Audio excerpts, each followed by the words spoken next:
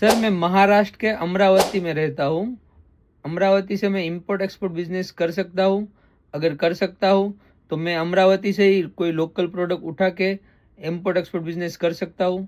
हाँ बिल्कुल आप कर सकते हो। मैं आपको बताता हूँ, आप अमरावती से है तो कौन कौन सी चीज़ें आप एक्सपोर्ट कर सकते हैं। अमरावती से आप एग्रो प्रोडक्ट एक्सपोर्ट कर सकते हो। फ्रूट्स एंड वेजिटेबल्स आप अमरावती से एक्सपोर्ट कर सकते हो।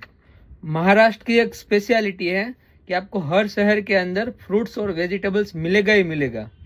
और सबसे अच्छी बात है, Maharashtra already fruits and vegetable export भी कर रहा है।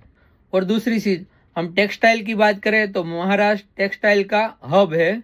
और टेक्सटाइल की बात करें तो अमरावती में आपको ट्रेडिशनल हैंडलूम्स और पावरलूम्स प्रोडक्ट्स मिल जाएंगे, जो अच्छी तरीके से आप बाहर एक्सपोर्ट कर सकते हैं और उसका मार्जिन भी अच्छा है। ऐसी ही मज़ेदार वीडियो देखने के लिए हमारे चैनल सब्सक्राइब करिए और फॉलो बटन और बेल बटन ज़रूर दबा दीजिए ताकि आपको और नई जानकारी मिलती रहे।